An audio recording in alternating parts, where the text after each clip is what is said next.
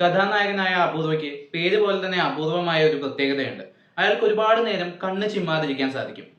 അങ്ങനെയിരിക്കെ അയാളുടെ ജീവിതത്തിലേക്ക് പ്രായമായിട്ടുള്ള ഒരാൾ ഒരു പ്രത്യേക ഘട്ടത്തിലേക്ക് കടന്നു വരികയും പിന്നീട് അയാളുടെ ജീവിതത്തിൽ കുറെ ഇല്യൂഷൻസും കാര്യങ്ങളും ഒക്കെ സംഭവിച്ചുകൊണ്ടിരിക്കുകയും ചെയ്യുന്നു. പിന്നീട് ഈ ഒരു അപൂർവ കഴിവുകൊണ്ട് അയാൾക്ക് നേരിടേണ്ടി വരുന്ന സിറ്റുവേഷൻസും അത് അയാളെ കൊണ്ടെത്തിക്കുന്ന പിരിമുറുക്കം നിറഞ്ഞ അവസ്ഥകളിലേക്കും അത്ഭുതങ്ങളിലേക്കും വിരൽ ചൂണ്ടുന്ന സിനിമയാണ് ബ്ലിങ്ക്. 2024 കന്നഡ ഭാഷയിൽ റിലീസ് ചെയ്തിട്ടുള്ള ഒരു സയൻസ് ഫിക്ഷൻ ഫാന്റസി സിനിമയാണ് ബ്ലിങ്ക്. ദീക്ഷിത് ഷെട്ടി, ചൈത്ര തുടങ്ങിയ ഒരു പ്രധാന വേഷം കൈകാര്യം ചെയ്തിട്ടുള്ള സിനിമ ഒരു മൊത്തം പാക്കേജ് എന്നുള്ള നിലയിൽ എനിക്കൊരു ഡീസന്റ് അഭിപ്രായമാണുള്ളത്. എന്നാൽ ഈ സിനിമയിലേക്ക് വരുമ്പോൾ ഇത് അപ്രീഷിയേറ്റ് ചെയ്യേണ്ട അല്ലെങ്കിൽ ഇത് കൂടുതൽ ആളുകൾ കാണേണ്ട കാരണങ്ങളായിട്ടുള്ള കുറച്ച് പോയിന്റ്സ് ഉണ്ട്. ആദ്യത്തേത് തന്നെ ഇന്ത്യൻ സിനിമയിൽ ഇതൊരു വ്യത്യസ്തമായിട്ടുള്ള പരീക്ഷണമാണ് എന്നുള്ളതാണ്. ടൈം ട്രാവലും ഫാന്റസിയും അല്ലെങ്കിൽ ഇത്തരത്തിലുള്ള പ്രത്യേക കാര്യങ്ങളൊക്കെ ബേസ് ചെയ്തിട്ട് കുറെ അധികം സിനിമകൾ നമ്മൾ കണ്ടിട്ടുണ്ടാവും ലോക സിനിമയിലൊക്കെ. എന്നാൽ ഇന്ത്യൻ സിനിമയിലേക്ക് വരുമ്പോൾ ഇതിനൊക്കെ വെറും എന്റർടൈൻമെന്റ് പാക്കേജുകൾക്കുള്ളിൽ കൂടുതലായി ചുരുക്കി വെച്ചിട്ടുള്ള പോലെ ഫീൽ ചെയ്തിട്ടുണ്ട്. അതിൽ നിന്ന് മാറിക്കൊണ്ട് നല്ല കോംപ്ലക്സ് ആയിട്ടുള്ള സ്റ്റോറി ലൈനൊക്കെ വെച്ച് ഒരുപാട് ട്വിസ്റ്റുകളൊക്കെ ബ്ലെൻഡ് ചെയ്ത് കാലഘട്ടങ്ങളെ പാരലായിട്ട് കൊണ്ടുപോകുന്ന നല്ല ഇൻട്രസ്റ്റിംഗ് ആയിട്ടുള്ള ഒരു സിനിമയായിട്ടാണ് എനിക്ക് ബ്ലിങ്ക് അനുഭവപ്പെട്ടത് ഇത്തരം കാര്യങ്ങളിൽ. എന്നാൽ പ്രസന്റേഷനിലേക്ക് വരുമ്പോഴാണ് തിരക്കഥയിലെ ചെറിയ പാളിച്ചകളും മേക്കിങ്ങിലെ പോരായ്മയൊക്കെ ചെറിയ വില്ലനാവുന്നത്.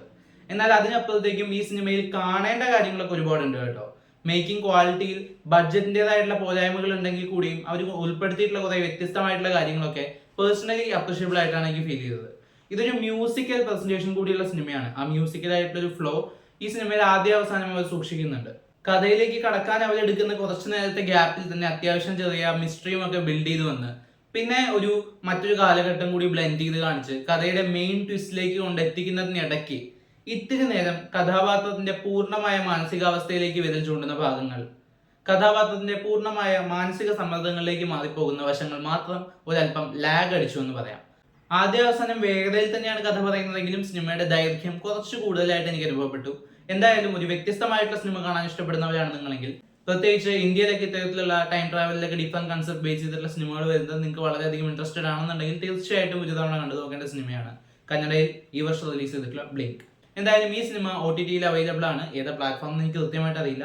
ടെലഗ്രാമിലൂടെയാണ് ഞാൻ കണ്ടത്. ഈ സിനിമയുടെ ടെലഗ്രാം ലിങ്ക് ഞാൻ എൻ്റെ കമന്റ് ബോക്സിൽ കൊടുത്തിട്ടുണ്ട്. നിങ്ങൾക്ക് അതുവഴി സിനിമ കാണാവുന്നതാണ്.